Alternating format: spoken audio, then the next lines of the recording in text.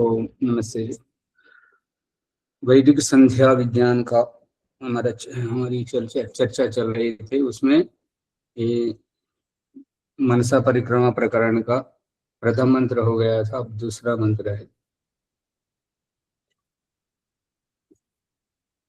ओम दक्षिणादिगिंद्रोऽधिपतिस्तिरश्चिराजी रक्षिता पितरैषवः तेभ्यो नमो अधिपतिभ्यो नमो रक्षितृभ्यो नमैषुभ्यो नमयेभ्यो अस्तु योऽस्मान् द्वेष्टियं वयं देष्मस्तम्भूनिम्भे दद्मः। दक्षिणा मतलब जो दाईं ओर, दिक, दाईं ओर की दिशा। दाईं ओर की दिशा कब मानी जाएगी? जब अब उगते हुए सूरज की ओर, प्राची की ओर मुख किए हुए हों, तभी ये दक्षिण की दिशा है। और दूसरा, जिस ओर मुख करके बैठे हैं तो उससे दक्षिण की ओर, उससे वो दूसरा वाला है, ये नहीं माना जाएगा। प्रथम वाला ही ये मान्य होता है। सूरज की ओर जो प्राची दिग अग्नि रधिपति, जिसमें आदित्य जो अग्नि बन करके अधिपति हुआ है, तो उसी की ओर मुख करने पर यह दक्षिण की दिशा है। तो उसमें अधिपति है, इंद्र है, और वो इंद्र क्या कर रहे हैं? तिरश्चिराज। तिरश्ची मतलब जो तिरछे चाल चलने वाले, टेढ़े मेढ़े चलने वाले, जो बिच्छू, सांप आदि जो जहरीले जीव है, उनसे रक्षा कर रहे हैं। कैसे, किस किस जिम्मेदारी से रक्षा कर रहे हैं? जो पिता पुत्र की जैसा रक्षा करता है, तो उस प्रकार का ईश्वर हमारी रक्षा कर रहे हैं। इसमें कुछ और कुछ संदेह है?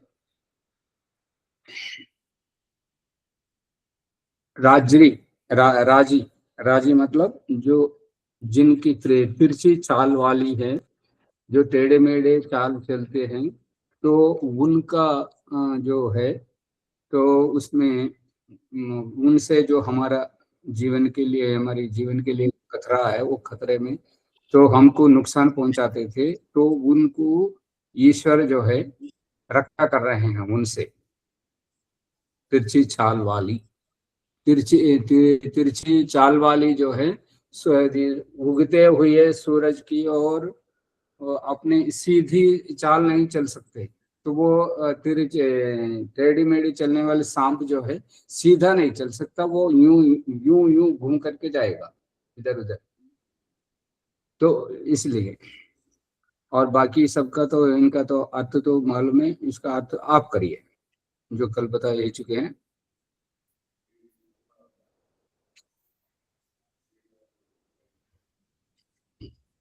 तो वीडियो नहीं सुने बोले तो फिर दोबारा सुनिएगा, आज फिर कल बता देंगे। तो आगे बढ़े। हाँ जी। तो ओम प्रतीचीदिक्वर्णोऽधिपतिः परिदाको रक्षितान्नमिषवः तेभ्यो नमोऽधिपतिभ्यो नमो रक्षितृभ्यो नमैषुभ्यो नमयेभ्यो अस्तु योऽस्मान् वेष्टियं वयं दृश्मस्तंभो जिम्भे दद्मः। प्रतीची मतलब जो हमारे पीछे ये प्रतीची का मतलब यहाँ ऐसा है कि जिसको हम जान नहीं सकते, ऐसा जिसको हम नहीं जान सकते, क्योंकि वो पीछे की ओर है, हम पश्चिम की दिशा है। तो उस पश्चिम की दिशा में क्या है कि वरुण नाम का ईश्वरीय तत्व अधिपति बन करके, जो प्रिदाकु का मतलब है कि जो पेट से रेंग रेंग करके चलने वाले कीड़े मकोड़े हैं, जिनको अन्न पर आश्रित करके, अन्न खिला करके, अन्न में कीड़े लगवा करके, वह अन्न है मानव, यह अन्न निरापद जीवनाधार है। निरापद किस लिए? क्योंकि ये कीड़े खा रहे हैं, तो इसलिए तुम्हारे लिए सुरक्षित है, इसमें कोई विपदा नहीं है, आपत्ति नहीं है, तुम निशंक खा सकते हो।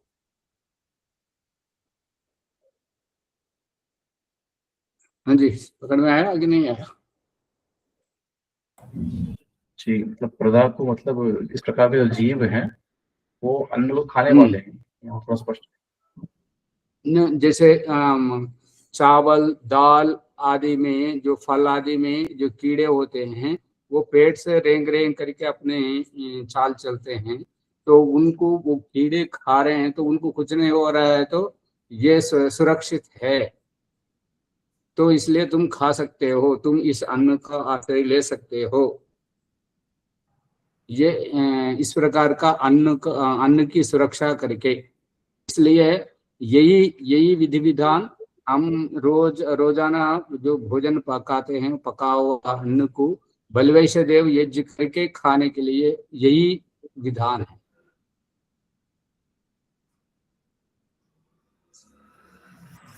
और भी संदेह? जी ओम उदीची ओम सोमोधिपति स्वजो रक्षिता शनिर्षवः तेभ्यो नमोधिपतिभ्यो नमो रक्षत्रिभ्यो नम ईशुभ्यो नम येभ्यो अस्तु योऽस्मान् वेष्टियं वयं विष्णुस्तम्भोलिम्भे दद्मः उत उत उत ईची उदीची जो उठ उठ करके चलने वाला, ईश ऐश्वर्य, उदीची जो उदीची जो है वो ज्ञान का भंडार अपने आत्म कल्याण का है। तो ये उदीची है, ये वुत वुत शब्द और ईश का और उदीची शब्द का जो उठा हुआ, हमको उठाने वाला ये दिशा है, वो गुरु की दिशा है। तो ये मनसा परिक्रम के अंतिम मंत्र में भी यही कहा हुआ है, उत उत वयम उत भयम उद्भयम उद्वयम तमसस्वरिस्वः पशंत उत्तरम उत्तर उत्तरम उत्तरम उत्तर दिशा उत्तरम देवम देवत्रा सूर्यम अगन्म ज्योतिरुत्तम। ये उठ करके उठाने वाला, हमको घिरे हुए उनको उठाने वाला, ये उदीची दिशा है। ये कैसा जाना जा रहा है? क्योंकि अदिते अनुमन्य स्व सरस अनुमते अनुमन्य स्व सरस्वती, सरस्वती जो विद्या गुरु है, सरस्वती अनुमन्य स्व, वह यज्ञ के प्रकरण में वो खुल के आएगा। तो ये उदीची दिशा जो है हमको उठाने वाला दिशा है। तो हमेशा जो है दक्षिण की दिशा ऊंची रहनी चाहिए, पश्चिम की दिशा ऊंची रहनी चाहिए। हाँ, ये है। पूर्व की दिशा कुछ नीचे नीचे होनी चाहिए, उठा हुआ नहीं होनी चाहिए। जिनकी पूर्व की दिशा उठी हुई है उनको हमेशा दुख परेशानी रोग होते हैं। तो पश्चिम की दिशा उठी हुई रहनी चाहिए, दक्षिण की दिशा उठी हुई रहनी चाहिए। जिनकी दक्षिण की दिशा उठी हुई है तो उनका सिरहाना, सिर को अपने शरीर की अपेक्षा थोड़ा बराबर संतुलन को बनाए रखना, और रक्त का संचार ऊपर से नीचे की ओर बहना है। तो हमारा सर ऊपर इसलिए है कि सिर में जो मस्तिष्क है उसमें रक्त की इतनी आवश्यकता नहीं है। रक्त ज्यादा बहेगा तो मस्तिष्क जो जाम हो जाएगा, हल्का रहना है।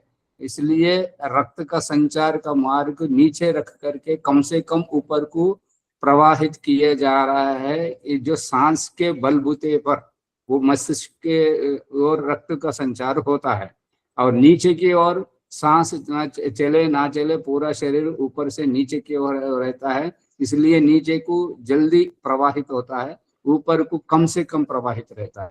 इसलिए योगासनों में अत्यंत निकृष्ट आसन शीर्षासन को माना गया है।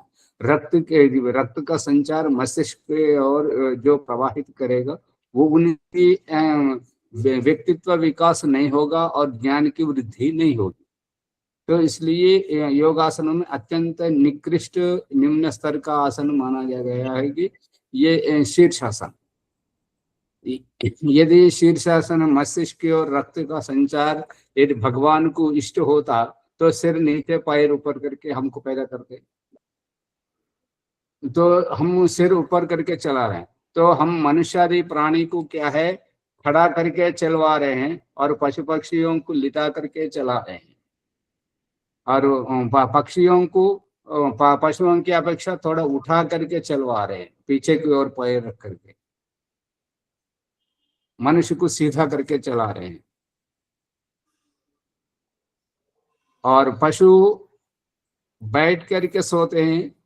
पशु पूरा जैसा खड़े थे और सोते समय भी वैसे ही चार टांगों को मोड़ करके सो जाते हैं। और मनुष्य का शयन जो है पशु की तरह लेट करके विश्राम दिला रहे हैं। तो इसलिए ये उत्तर की दिशा जो है उठा हुआ दिशा है सोम राजा का। सोम बन करके, सोम मतलब जो वृक्ष वनस्पति जाति और जन्म, ये जन्म सारे सोम के अधीन हैं।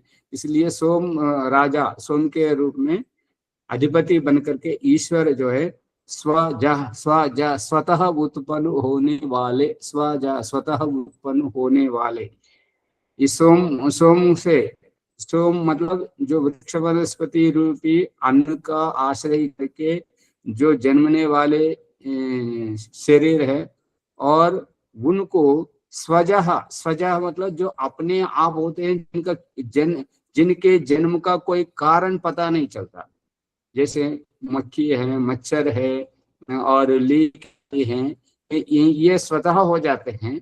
तो का कारण पता नहीं होता। ये प्रायः हिंसक होते हैं। इनसे अनेक रोग होते हैं, जैसे बुखार है, मलेरिया है, डिप्थीरिया, हिस्टीरिया और घातक ज्वर आदि होते हैं। इनसे ईश्वर जो है अशनि ऋषभ, अशनि कहते हैं जो बरसात के दिनों में बादलों के गरजते हुए बादलों के साथ जो बिजली गिरती है, उस बिजली की खड़खड़ाहट को अशनि कहते हैं। शराघात जिसको कहा जाता है। उनसे जो मच्छर, मक्खी मच्छर जो है सबसे ज्यादा बरसात में वो पैदा होते हैं। तो उनको बरसात के उस बादलों के गड़गड़ाहट के साथ जो बिजली गिरती है तो उससे वो नष्ट हो जाते हैं। और दूसरा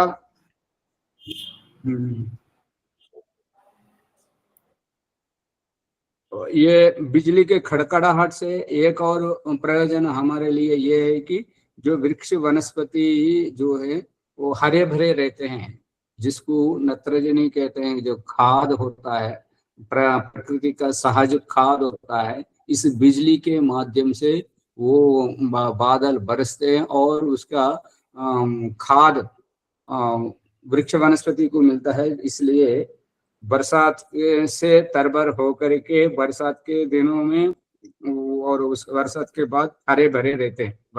फसल आज अच्छा फलने का कारण जो है ये बिजली है, ये विद्युत है। और ये बरसात सब जगह हो जाने से, पानी से तरबर होने से ये पृथ्वी जो मक्खी मच्छरों से ज्यादा आतंक रहता है, तो उस समय ये अनेक विषज्वर आते हैं। तो उनका निवारण जो मक्खी मच्छरों को इसी बिजली के खड़क आवाज से वो मर जाते हैं, कम हो जाते हैं मक्खी मच्छर। तो इस प्रकार की रक्षा उधर फसल अच्छा उगाने के लिए और मच्छरों से निवृत्ति करके ईश्वर हमारी रक्षा कर रहे हैं।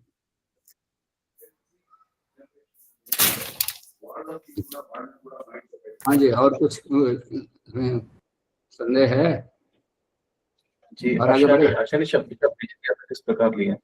अशनि कहते हैं, शनि कहते हैं शनि कहते हैं दुखदायक, शनि कहते हैं हमको विघ्न बाधा करने वाला, और ये अशनि कहते हैं जो विघ्न बाधक नहीं है, हमारे लिए सहायक है, हमारे लिए हितकारक है, हमारे लिए बहुत प्रोत्साहक है। फसल का उगना, फसल का अच्छा होना, और मच्छरों के आतंक से हम निवृत्त होना, ये सारे करके ये अशनि उनके लिए है जो हमारे लिए घातक है। हम हमें नुकसान जो पहुंचाना चाहते हैं, वो स्वतः उत्पन्न होने वाले कृमि कीट जो होते हैं हानिकारक, वो उनसे हमारी रक्षा कर रहे हैं।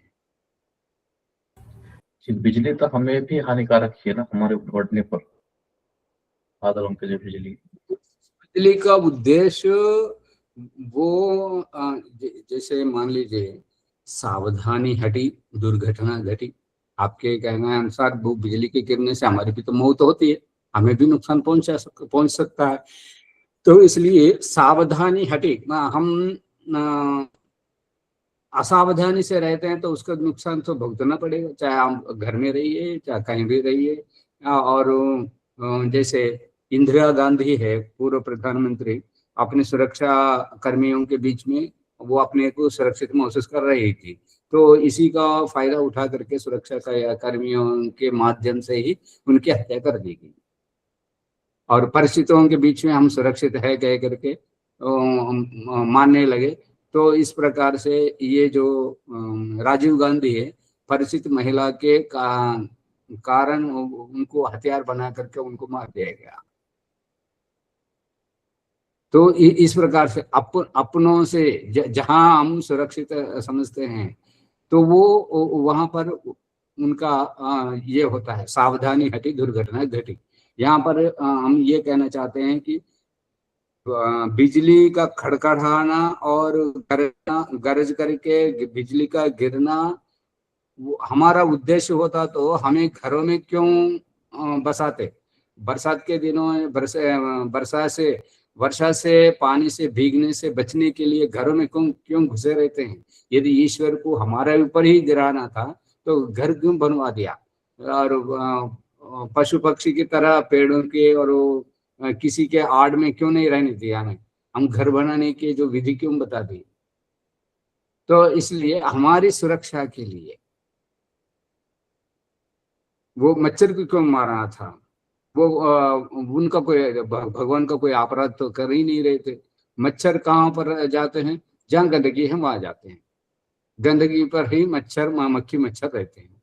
तो वो हम बरसात के दिनों में इतना साफ सुथरा नहीं रख सकते, क्योंकि अंदर बाहर आते जाते हैं तो गंदगी रहती है, तो वो मच्छर वो बाहर तो सब गीला गीला कहीं रहने लायक नहीं रहता, इसलिए हमारे ऊपर आ जाते हैं, तो हम आश्रय देते हैं, तो बिना ओढ़े सो जाते हैं। तो सोने पर वो क्या मच्छरों को भोजन भी मिल जाता है हमारा खून का, और वो मच्छर कहाँ कहाँ बैठ करके हमारे शरीर पर ढसते हैं, तो हमारे रक्त में उसको विकार छोड़ देते हैं, जिसके कारण हम अपना रक्त विकार होकर के हम बीमार पड़ जाते हैं। तो उससे हमारी रक्षा कर रहे हैं भगवान।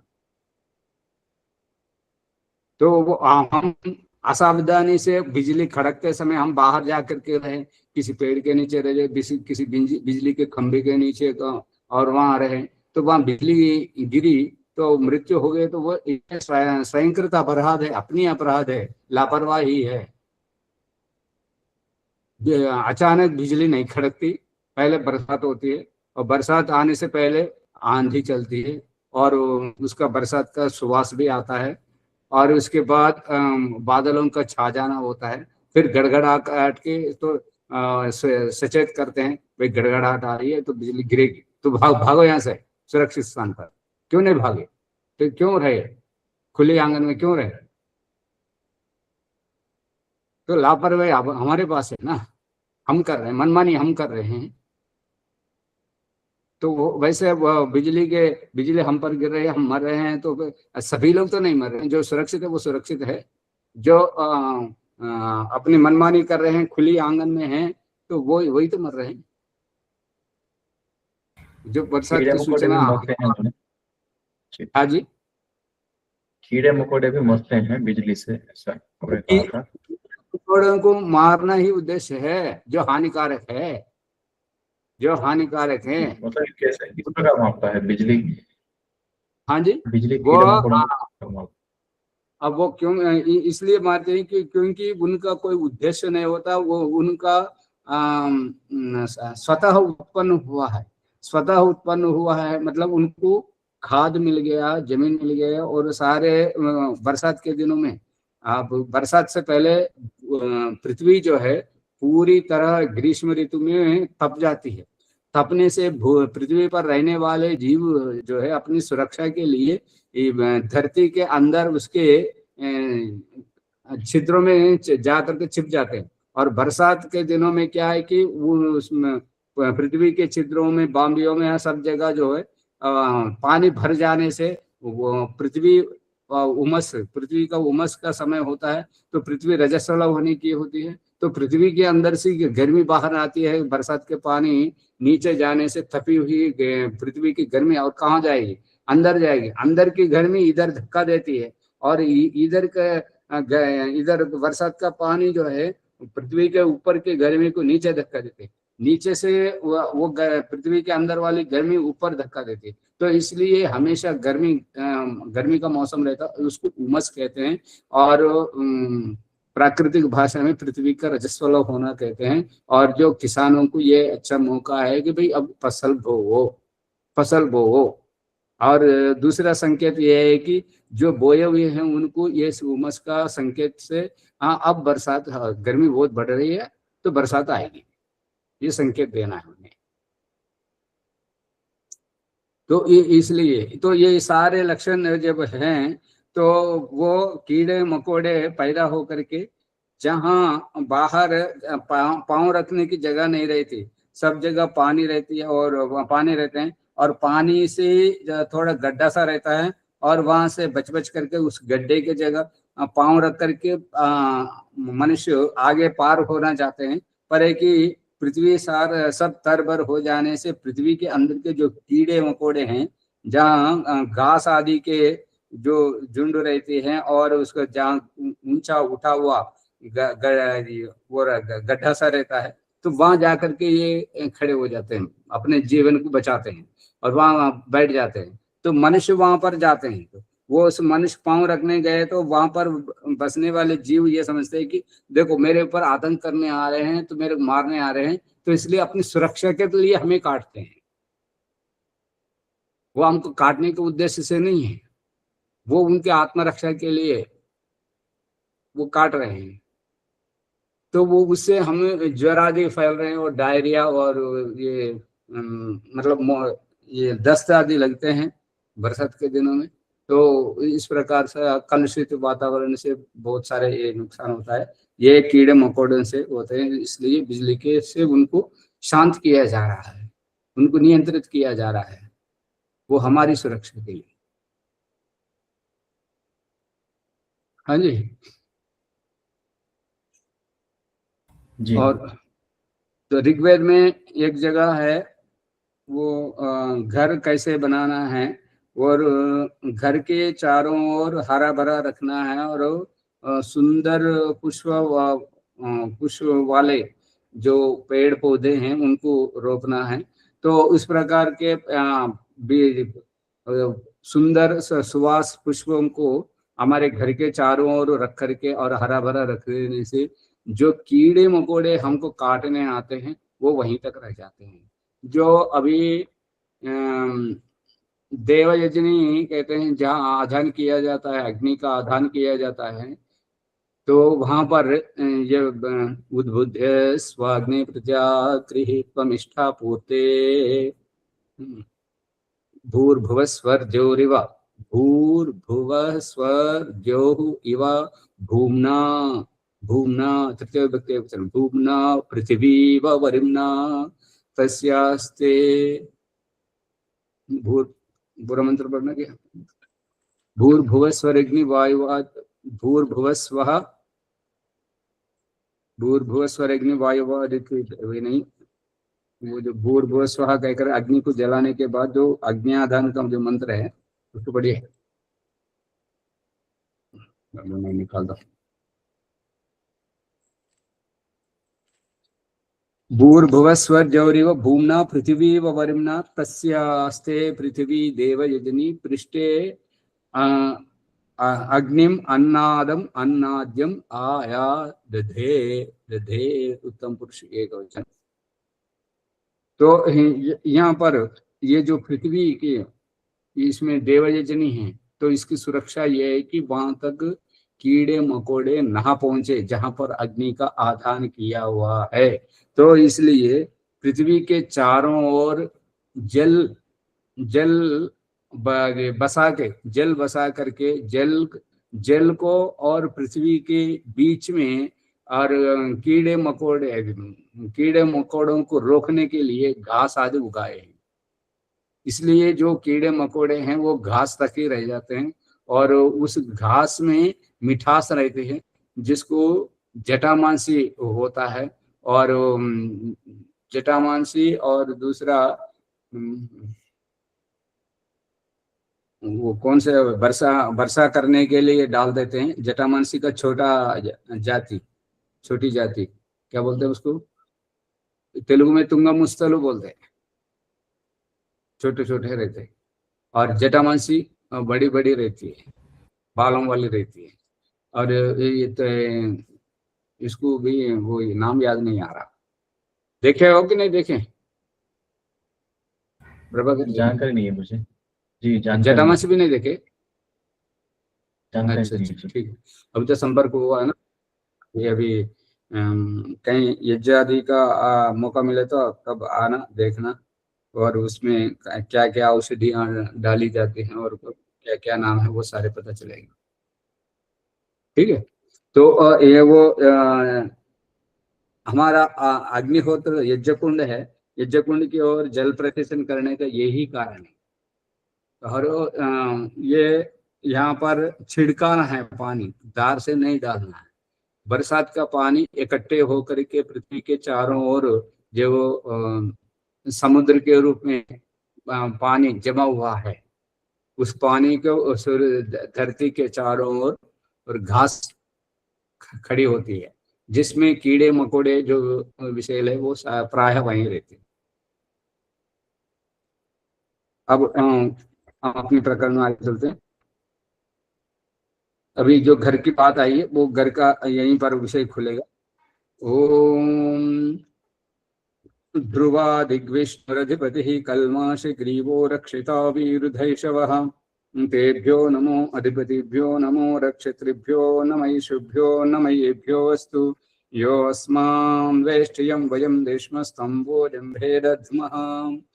ध्रुवा, ध्रुव मतलब जो नीचे की दिशा, ध्रुव मतलब नीचे की दिशा, जो हम जिस पर बैठे हैं, आधारे अधिकरणम, हम अधिकरण बन के बैठे हुए हैं, हमारा जो आधार है इस पृथ्वी, तो वो उस ओर ध्रुवा अधिक, इसको ध्रुव दिशा कहते हैं।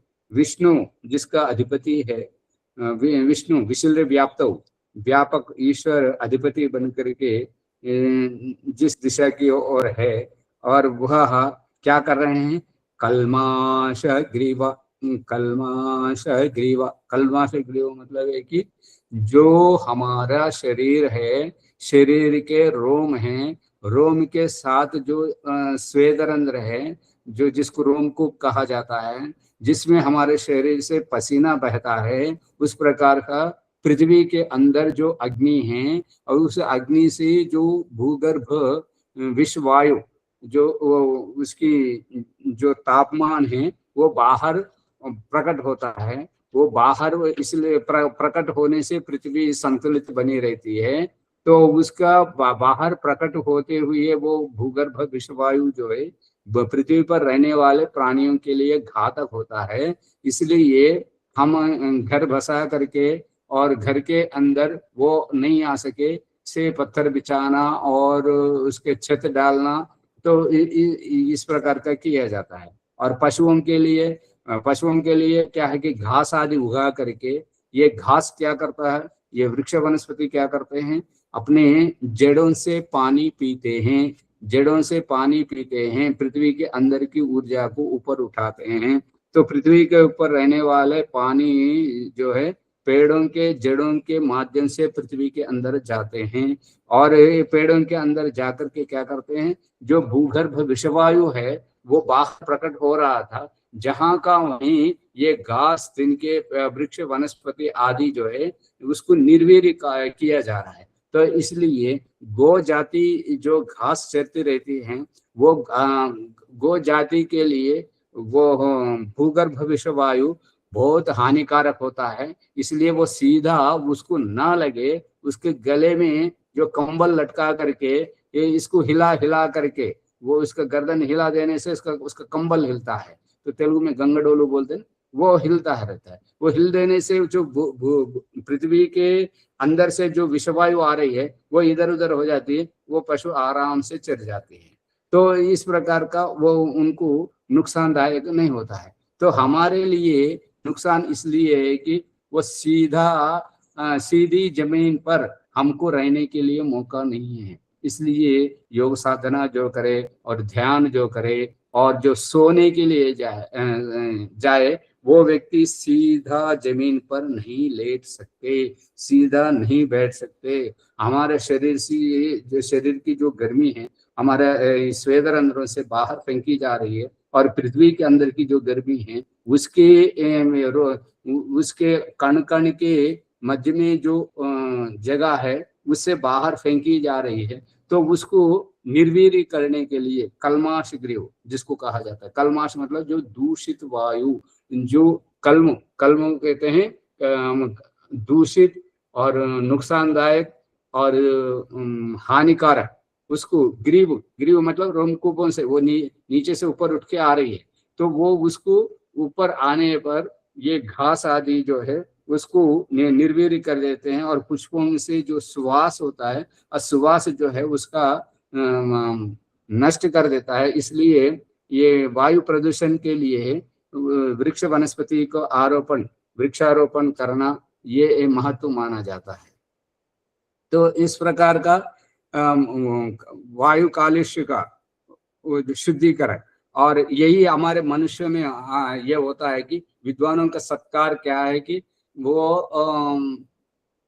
उनको महत्व नहीं दिया जा रहा है, उनको कम हांका जा रहा है, और उनको ऊपर उठाए नहीं जा रहा है। इसलिए अपने मन के अंदर जो भड़ास है, गलतियां निकाल करके इनको उनको बोलने शुरू कर देते हैं, अपने कार्यक्रम की निंदा कर देते हैं, अपनी योग्यता पर उंगली उठा देते हैं। तो इस प्रकार का व्यवस्था को भंग करने का जो प्रयास किया जाता है, तो इनके अंदर विष उगाल रहे हैं, तो उसका विष का प्रभाव नष्ट करने के लिए उनको मंच पर बिठा करके और फूल माला डाल देने से और शाल ओढ़ देने से, दक्षिणा देने से वो शांत हो जाते हैं। ये सम्मान के लिए जो फूल हार जो डाला जाता है, वो अंदर से जो विश्वमन कर रहे थे तो उसका योग्य सम्मान मिल गया, तो फिर वो स्तुति करने लग जाते हैं। अब तक वो जो विष उगल करके जो निंदा कर रहे थे, तो अब उसकी स्तुति करने, अरे कार्यक्रम करना तो ऐसा करना और प्रवचन बोलना तो ऐसा बोलना, ये बहुत सुंदर कार्यक्रम, फिर वो स्तुति करने लग जाते हैं। पकड़ में आया जी? जी। ये कलमाश ग्रीव कहते हैं, कलमाश कहते हैं जो विश्वमन ग्रीव कंठ से जो उगला जाता है उसको सम्मान किया जाए। तो इसी को आधार मान करके, इसी को प्रमाण मान करके ये सम्मान आदि की व्यवस्था बन गई है। और पृथ्वी के अंदर से जो भूगर्भ विषवायु बाहर उभर के आ रहा था, तो उसको ये वृक्ष वनस्पति आदि से हमारे घर के चारों ओर भी भूकंप आदि नहीं आ सके, भूकंप से बचाने के लिए। और आप यज्ञ विज्ञान को देखेंगे आप आगे के प्रकरण में, ये यज्ञ कुंड जहाँ बना हुआ होता है, तो 3 मेखला जमीन से ऊपर रहते हैं और 1 मेखला जमीन के अंदर रहता है। तो जो दूसरे मेखला के ऊपर अर्थात पृथ्वी के तल पर बैठने वाले यजमान जो है वो 3 मेखला उनके ऊपर से, और जो चौथी मेखला पृथ्वी के अंदर है उसमें आज्ञादान करते हैं।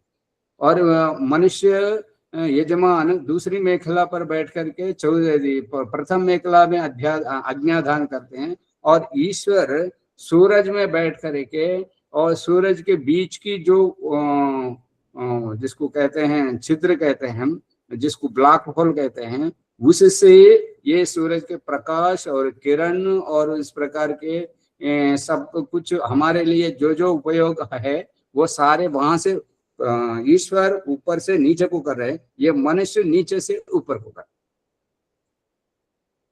हैं। ये यज्ञ विज्ञान में आपको खुल के आएगा। और अज्ञाधान पृथ्वी के ऊपर नहीं करना, इसलिए ये ब्रह्मचारी को, सन्यासी को ये अज्ञाधान करने का अधिकार नहीं है, अग्निहोत्र का अधिकार नहीं है। अग्नि का आधान करने का अधिकार केवल गृहस्थों का है, वही ला सकते हैं। ब्राह्मण क्षत्रिय वैश्यों के घर से अग्नि को ला सकते हैं। और जो घृत का दीपक जला करके जो अज्ञादान करते हैं, वो उनका जितना नादान व्यक्ति और कोई नहीं है। आप अज्ञादान करते हैं? हाँ, अग्निहोत्र करते हैं आप? जी। रोज रोज करते हैं या जब कभी करते हैं? जब कभी भी करो या रोज करो, करते हैं कि नहीं? जी जी करता हूँ। हाँ, घृत का दीपक जलाते हैं? जी जलाता हूँ। वो जलाना नहीं है, वो शास्त्रीय विरुद्ध है, वेद विरुद्ध है। तो वो इसलिए विरुद्ध है कि वहां पर आप अज्ञादान का मंत्र जब देखेंगे, भूर्भुवः स्वः, तो इस मंत्र का उच्चारण करके ब्राह्मण क्षत्रिय वैश्य के घर से अग्नि को लाना होता है। ये प्रथम मार्ग है। अथवा घृत का दीपक जला ले। मतलब जो सीधी रास्ते पे वो नहीं आ सकता, असमर्थ है, तो वो उस असमर्थ के लिए बताया गया है कि घृत का दीपक जला ले। घृत का दीपक क्या आजकल है? दूसरा के घर से लाना नहीं हो सकता ना, किसी और के घर से उपलब्ध ही नहीं है नहीं, अग्नि, तो किस प्रकार लेके? अभी अभी अज्ञादान के प्रकरण में देखेंगे, सब समय उपलब्ध है, वो उसका विधि विधान हमें नहीं मालूम है। जो घृत का दीपक जलाने का मतलब है कि संतान के अयोग्य नपुंसक है और महिलाओं को बांझ कहा जा रहा है जो घृत का दीपक जलाते हैं। और घृत का दीपक जलाने वाले यजमान के घर में यदि संतान है तो वो उनके नहीं है, किसी से दत्तक लिए हुए हैं, ये माना जाएगा। हाँ जी, प्रभाकर जी कुछ कहना है? नहीं नहीं, अच्छा सच हो गया जी। हाँ, माइक बंद करिए। तो इस प्रकार से उसके बच्चे उनके नहीं कहलाते, वो अयोग्य, संतान के अयोग्य है, फिर भी बच्चे हैं तो मतलब है कि किसी से दत्तक लिए हैं और नियोग से पैदा किए हैं, ये माना जाए। प्रभाकर जी माइक बंद करो ना। हाँ, प्रभाकर जी माइक। हाँ जी, ये अर्थ आता है। और ब्राह्मण क्षत्रिय के घर से अग्नि जलाने का मतलब है कि आपने विवाह संस्कार जो कराए हैं, ये आप कराते भी हों तो आप विवाह संस्कार की विधिवत्ता नहीं मालूम, और जिन पुरोहितों के द्वारा आपने विवाह संस्कार कराए हों वो उसके गहराई में नहीं गए, उनको नहीं मालूम। विवाह करने के पूरी विधि कराने के लिए तो उनको बुलाते हैं, वो आदि करा के और सप्तपदी आदि करा के फिर हमसे दक्षिणा लेकर के भाग जाते हैं, उत्तर विधि नहीं कराते। उत्तर विधि में है असली रहस्य। ठीक है, अग्निहोत्र के प्रकरण में आएगा क्योंकि वो प्रकरण अंतर में जाना हो जाएगा, इसलिए अभी इतना समझिए। तो यहाँ पर ब्राह्मण क्षत्रिय वैश्य के घर से अग्नि लाने का, यानी जहाँ जिस वधु के घर में विवाह होता है तो उस विवाह के रात या दूसरे रात विवाह आदि गर्भाधान करके फिर वधु को लेके अपने घर आना है। इतना पढ़े कि नहीं पढ़े? आचार्य जी। वो संस्कार विधि आपके पास है तो आप खोलिएगा, हाँ जी। उसमें हम दिखाएंगे। जी। तो इतना जानकारी है ना आपको? हाँ जी। हाँ जी। हाँ, तो इतनी जानकारी है तो आप जिनके घर गए हैं, जिनकी जिस कन्या को आप वरण किया है, यदि ब्राह्मण की कन्या है तो ब्राह्मण की घर से वो गर्भाधान की अग्नि ला रहे हैं, और क्षत्रिय की कन्या है तो क्षत्रिय के घर से ला रहे हैं, और वैश्य की कन्या है तो वैश्य के घर से ला रहे हैं। यही है अग्नि का मतलब, अग्निहोत्र का अग्नि का मतलब आत्मा है। ये आपको संध्यादान के मंत्रों में, अज्ञादान के मंत्रों में सारा वो आएगा आगे के प्रकरण में। अभी तो हम संध्या उपासना में हैं, तो आप यहाँ पर इस प्रकरण को इतना ही समझिए। और वैदिक इसलिए नहीं है घृत का दीपक जलाना, क्योंकि अग्निहोत्र प्रकरण वेद मंत्रों में आया हुआ है। ऋषि दयानंद ने यज्ञ के विषय में, अग्निहोत्र के विषय में बहुत सुंदर व्याख्यान किए है। और सत्यार प्रकाश में, ऋग्वेद भाष्य भूमिका में, पंचम है यज्ञ विधि में, और दूसरा पूना प्रवचन में, उपदेशन मंजरी में, सब जगह यज्ञ का जहां जहां प्रकरण आया, कहीं पर भी घृत का दीपक जलाने का कोई उल्लेख नहीं है। चारों वेदों में नहीं है, और वैदिक साहित्य में नहीं है, केवल संस्कार विधि के अज्ञाधान प्रकरण में है। वहां पर ऋषि दयानंद की बड़ी कृपा है। ऋषि दयानंद की कृपा यह है कि भाई जो नहीं ला सकते, वो असमर्थ है, वो क्या करें? तो फिर वेद को छोड़े, वैदिक मार्ग को छोड़े? नहीं, उनके लिए ये सरल मार्ग दिखाया गया है कि घृत का दीपक जला ले, बुढ़ापे में उनका घर में घर की दिया बुझ ना जाए, वो उनका वंश उजड़ ना जाए, इसलिए दत्तक ले। नियोग का प्रकरण है वेद में। तो इस प्रकार के सारे प्रमाणों को देख करके दयानंद सरस्वती ने ये घृत का दीपक बताया। अब घृत का दीपक को सारे लोग इसलिए पकड़े हैं कि उस पौराणिकता में जो दीपक जलाया जाता है, उस दीपक को, उस संस्कार को लेके आए हैं। यहाँ पर घृत का दीपक का संकेत है, इसलिए घृत का दीपक जला रहे हैं, ना कि इसका कोई सैद्धांतिक प्रमाण नहीं है कहीं पर भी। हाँ जी, पकड़ रहे कि नहीं? वो जी। पौराणिकता के संस्कार छोड़ नहीं पा रहे। वैदिक में तो आए हैं, चाहे कोई भी हो, कितने भी दिग्गज विद्वान क्यों ना हो, ये इसका कोई वेद मंत्र दिखाए, ऋषि दयानंद ने कहाँ लिखा है ये बताए? घृत का दीपक उल्लेख कहाँ पर है? कहीं भी नहीं है। ये पौराणिकता है, ये पौराणिक संस्कार नहीं छोड़ पा रहे हैं। यदि आप वैदिक है तो उसका प्रमाण दिखाइएगा, ये कहीं नहीं मिलेगा। तो ये घृत का दीपक का उल्लेख वो अलग चीज है, वो विकल्प दिखाए गए अथवा कह करके, अथवा शब्द से। तो इसलिए वैदिक व्यक्ति, कोई भी जो वैदिक सिद्धांत को जानता हो, वो घृत का दीपक नहीं जलाएगा। ये जलाएगा तो फिर उसका प्रमाण बताओ, चाहे उसका उद्देश्य बताओ। तो इसलिए ये अवैदिक संस्कार छोड़े नहीं। वहां पर आलंकारिक भाषा को, जैसे ये पुराण क्या चीज है? पुराण सारे वेदों के व्याख्यान है, वेदों के व्याख्यान है। और वेदों के व्याख्यान, वेदों की व्याख्या करते करते करते जो आडंबर की जो चित्र रूपरेखा है, वो कथाएं, दंत कथाएं रह गई है, असली वेद का विज्ञान लुप्त हो गया। ये पुराण पर है। जैसे नया नया यदि चित्र खींचने का अभ्यास करने वाले व्यक्ति क्या है, आदमी को बनाने के लिए प्रयास करते हैं, बंदर को बना देते हैं, बन जाता है बंदर। तो आदमी के लिए आंख नाक सारे जो उसको बहुत ध्यान से उसका चित्र बनाने का प्रयास करते हैं, पर बन जाने के बाद बंदर दिखता है। तो उस प्रकार का ये पुराण आदि जो है, वेद के व्याख्यान को सरल भाषा में, चित्र कथाओं से उनको सरल भाषा में जनता को समझाने के लिए पुराण की रचना हुई। पर अब जब पुराण की रचना पूरी कथा रूप में आई, तो वेद का विज्ञान तो कहीं का खो गया और चित्र कथा रह गया, तो वेद के विरुद्ध बन गया। ये है। तो इस प्रकार का ये होता है। तो ये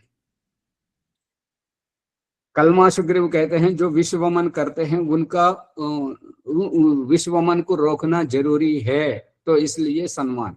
चलो भूगर्भ पृथ्वी के अंदर से जो भूगर्भ विश्व वायु जो बाहर उभर के आ रहा था, तो हमें नुकसान ना पहुंचे इसलिए घास को बिछाया गया और सुंदर फूलों को वो सुवास बिखराव फैलाया जा रहा है कि वो पृथ्वी के अंदर से आने वाले, जैसे हम पात फेंकते हैं तो उसकी दुर्गंध ना आए, तो इसलिए पातने को तो पीछे रखा और सूंघने के तो आगे रखा।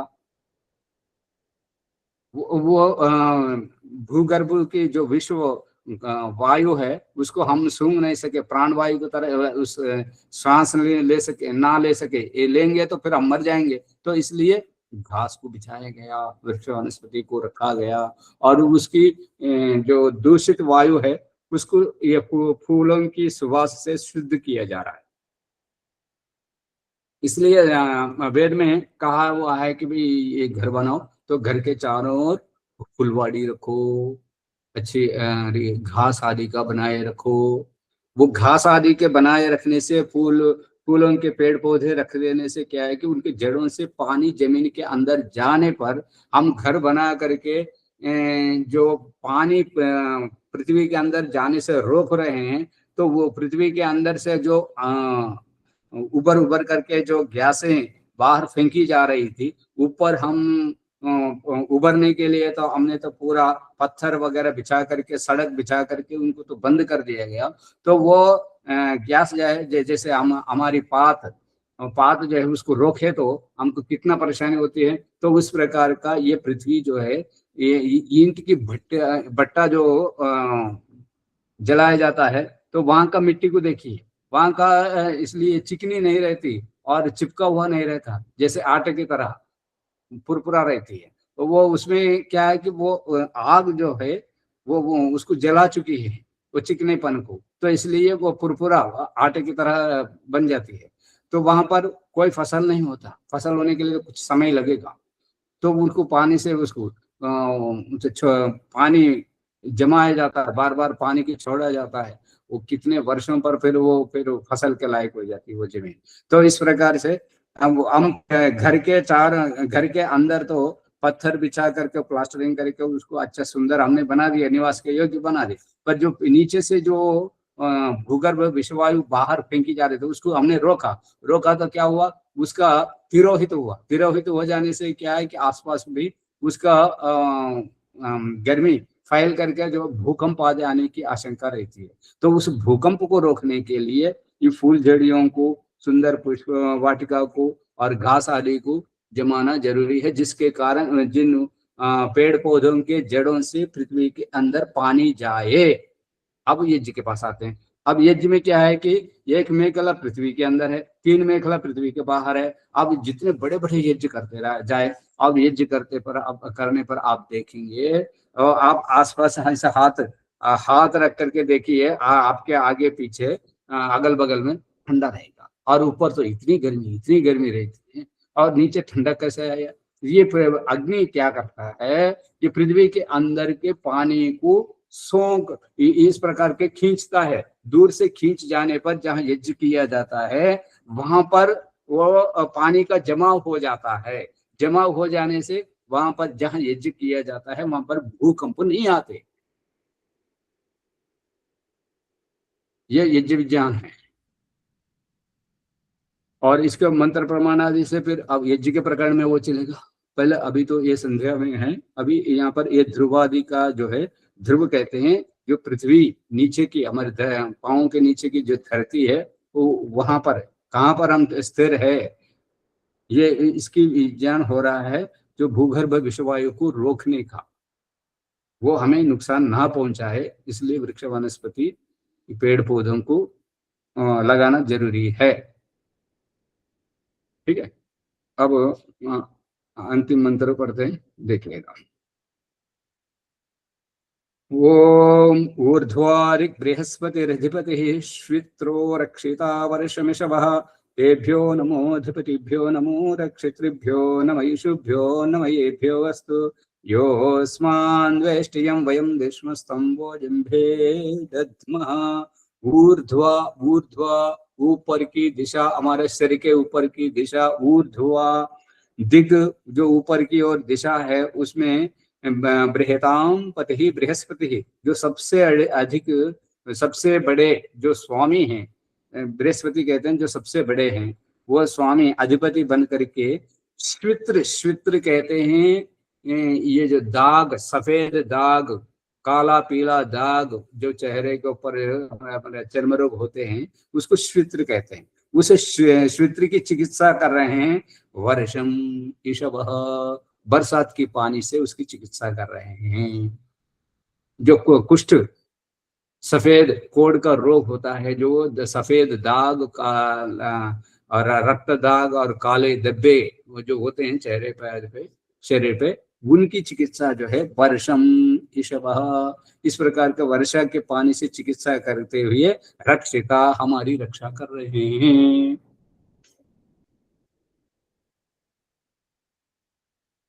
हाँ जी, और कुछ पूछना?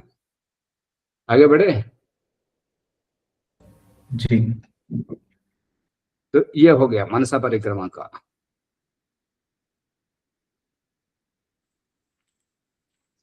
अब उपस्थान के विषय में प्रकरण में चलते हैं यहाँ तक। अब जो वो प्रकाश अभी ओम बोला है, वो ओम सर्वत्र नहीं है। प्रकरण के आरंभ में पाणिनि महर्षि कहते हैं ओम अभ्यादानी अभ्यादानम आरंभम आरंभ, आरंभ शुरुआत में, प्रकरण के शुरुआत में ही ओंकार है, प्रत्येक मंत्र के लिए नहीं है। फिर ये ओम प्रकाश इतना जानते हुए भी ये प्रत्येक मंत्र के साथ ओंकार क्यों बोल रहे हैं?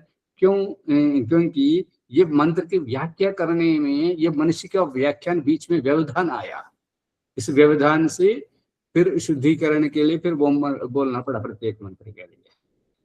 यदि हम मूल मंत्र से संध्या करते हैं तो वहां पर कोई होम नहीं है।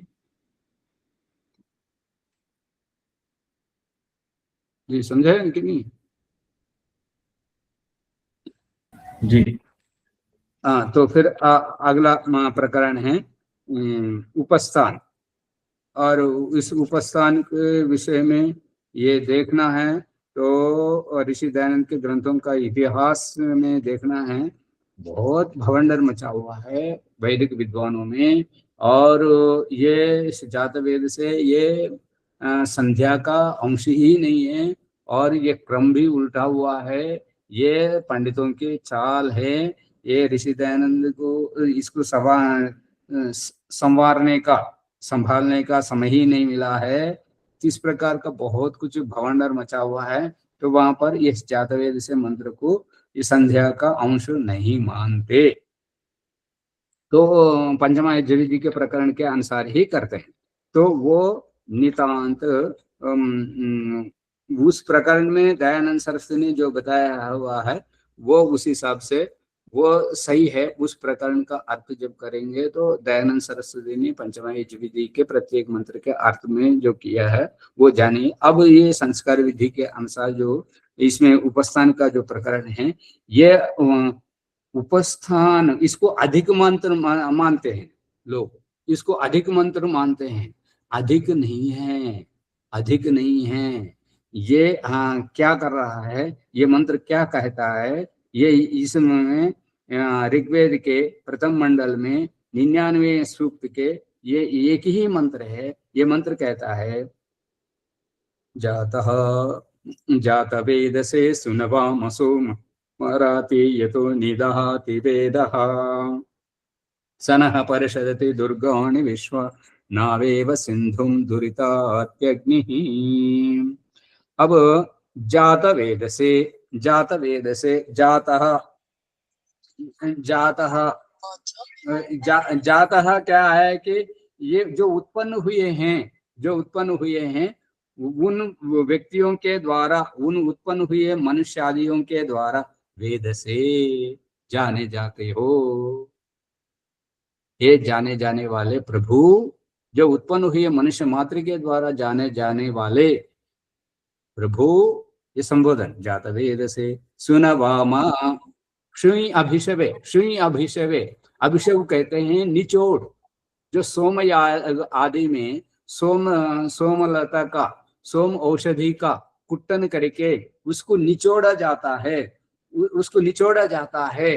तो उस प्रकार का हे प्रभु हमारे पास जो भी है हम आपको सुपुर्द कर देते हैं, समर्पित कर देते हैं। तो इसके लिए मंत्र आता है, स्तुता मया वरदा वेदमाता प्रचोदयन्तां पावमानि द्विजानाम् आयु प्राणं प्रजां पशुं कीर्तिं द्रविणं ब्रह्मवर्चसं, ब्रह्मवर्चसं मह्यम, मह्यम दत्वा व्रजत ब्रह्मलोकम। सब छोड़ के जा। इस नाटक का और बचपन में जो बच्चे नहीं मानते, पाठशाला आदि जाने के लिए पूरा रोते हैं, बिड़बिड़ाते हैं, उनको कहते हैं भाई उनको जो खेलने के लिए जो वस्तुएं दी गई है भाई ये हमारे पास रखो, तुम स्कूल से आकर के फिर खेल लेना इन्हीं क्या वस्तुओं से, इन्हीं पदार्थों से। वो हमें बहुत जिम्मेदारी से सौंप के जाते हैं, किसी को नहीं देना और बहुत सावधानी से रखो, ऐसा सौंप के जाते हैं। तो इस प्रकार का ईश्वर कह रहे हैं तुम्हारे पास जो कुछ भी है तो यहाँ यहीं छोड़ के जाओ। दयानंद सरस्वती का अंतिम वाक्य देखो, हे प्रभु तूने मेरे संग खूब खेल खेला, अब तो मैं चला तू ही तू रह।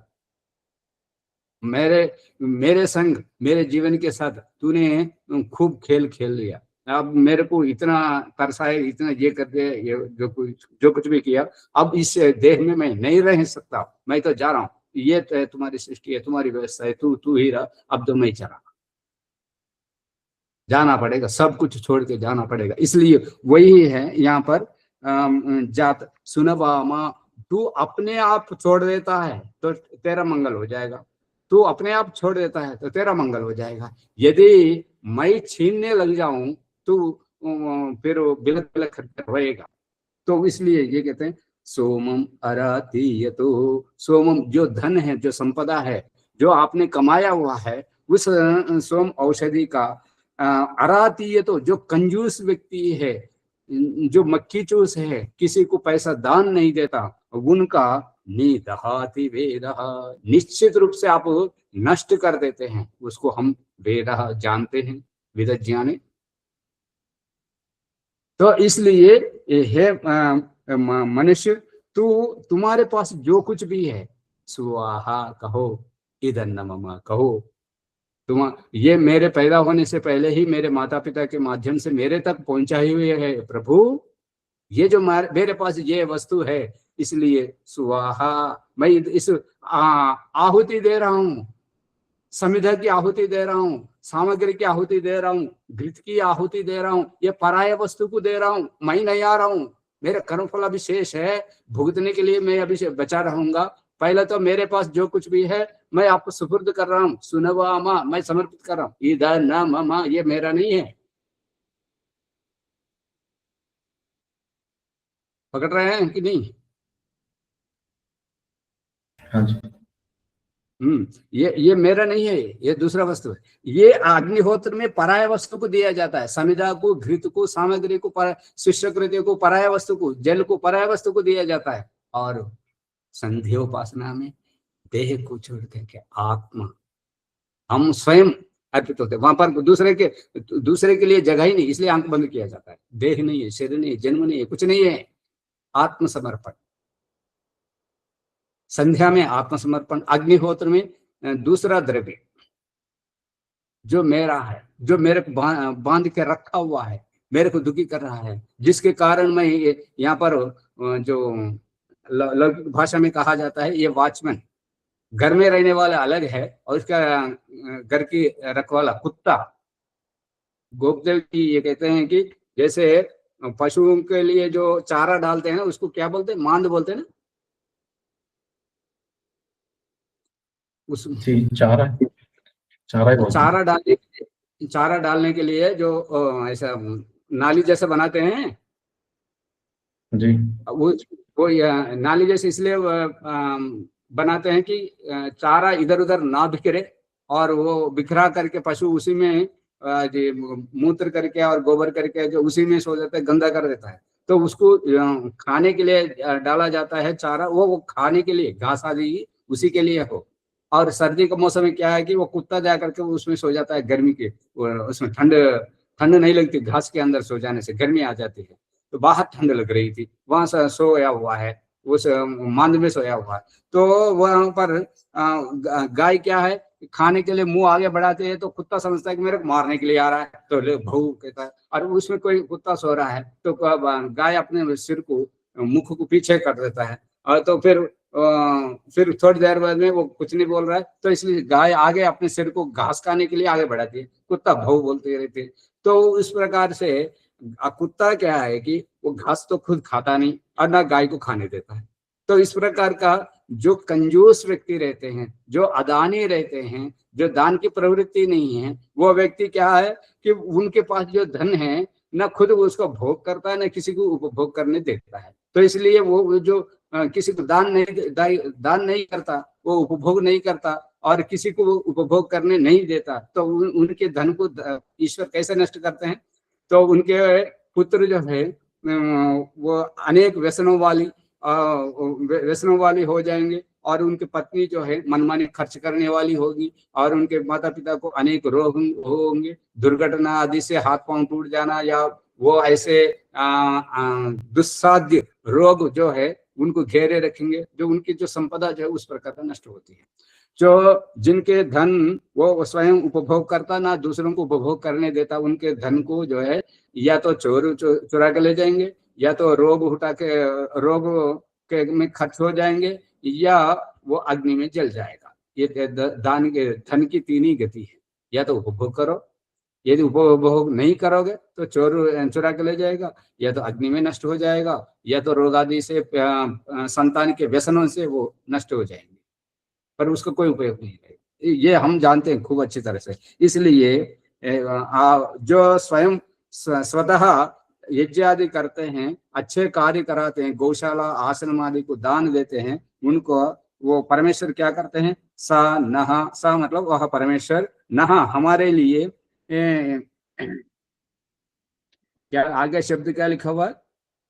सनह परिषदति, सनह परिषदति, परिष्कार करते हैं हमारा जीवन का उद्धार, जो जीवन के जो लक्ष्य है, परिषदति परिष्कार करके, दुर्गानी जो दुस्साध्य का जो कष्ट है, जिनको हमें कोई समाधान नहीं मिलता, जिनको झेलना पड़ रहा है, बहुत दुख सहना पड़ता है, उस दुख से ईश्वर क्या करता है?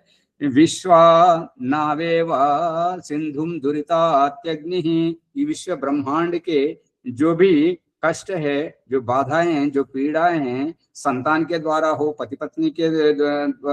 पति के द्वारा पत्नी को हो, पत्नी के द्वारा पति को हो, सास ससुर के द्वारा बहू को हो, जिस प्रकार से जो कष्ट क्लेश बाधाएं आती हैं, उनको नावेव सिंधुम दुरितात्यग्नि, एक कुशल नाविक भंवरों के बीच में से नाव को बहुत आसानी से पार लगा देता है।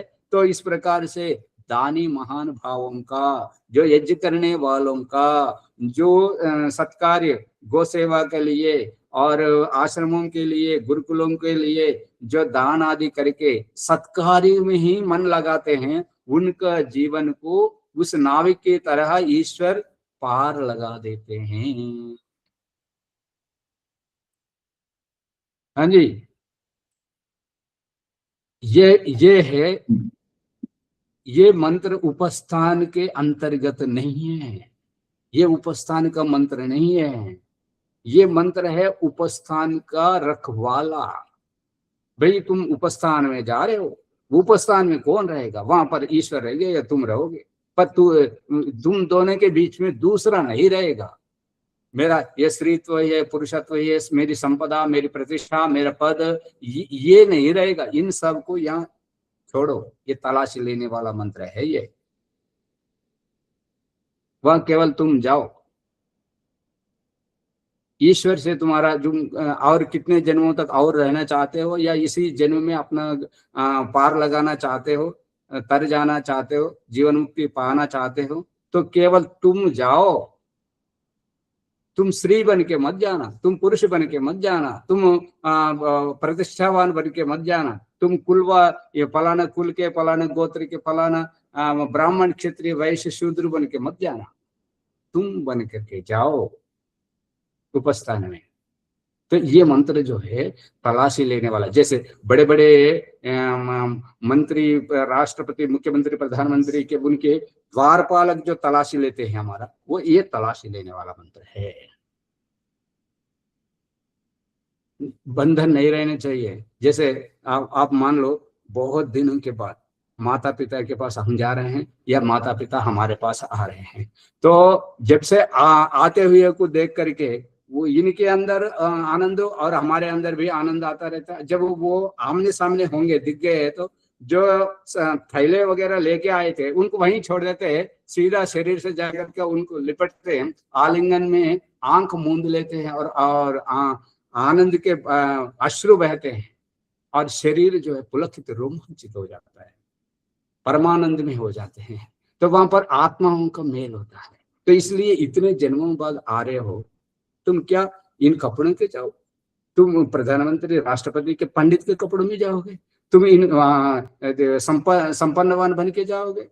इस संपदा को क्यों बीच में रखते हो? इनको सबको छोड़ो, तुम जाओ ना। ईश्वर का साक्षात्कार तुम्हें चाहिए ना, तुम्हारी संपदा को चाहिए, तुम्हारे कपड़ों को चाहिए। किसको चाहिए ईश्वर का साक्षात्कार? तुम्हें चाहिए ना, इसलिए तुम जाओ, इन सबको यहाँ छोड़ दो।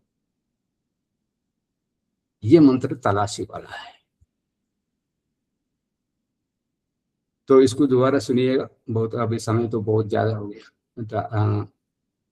तो ये है वैदिक विज्ञान, आत्मा को उद्धार करने वाला है। ये कर्मकांड नहीं है, संध्या अग्निहोत्र ये कर्मकांड नहीं है, हमारा आत्म कल्याण करने वाला है, अपने को भवसागर से पार कराने वाला है। पकड़ रहे हैं कि नहीं आचार्य जी? कृपा जी। ये अब उपस्थान कल शुरू करेंगे, क्योंकि इससे पहले, उपस्थान से पहले यहाँ पर ये प्रकरण बदल गया, मनसा परिक्रमा का हो गया, अब उपस्थान में आ गया, तो यहाँ पर ओंकार नहीं है। तो वो क्यों नहीं है, वो फिर कल के विषय में बताएंगे, कल चलेगा इसका चर्चा। हाँ जी, और कुछ पूछना है तो पूछिए, या तो शांति पाठ करिए। शांति पाठ। ओम यो शांतिरंतरिक्षं शांतिः पृथिवी शांतिरापः शांतिरौषधयः शांतिः वनस्पतयः शांतिर्विश्वे देवाः शांतिर्ब्रह्म शांतिः सर्वं शांतिः शांतिरेव शांतिः सामा शांतिरेधि। ओम शांतिः शांतिः शांतिः। सर्वेभ्यो नमः।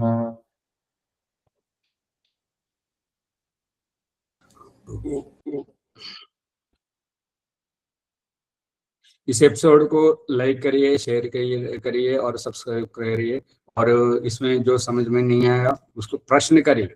पर एक ही दयानंद में गलती देखने वाले, दयानंद ने गलत लिखा, उस दृष्टि वाले इसमें ना आए। तो यह क्यों ऐसा है, क्यों, इसका प्रमाण मांगिए। तो ऐसा प्रश्न करने वाले के लिए स्वागत है।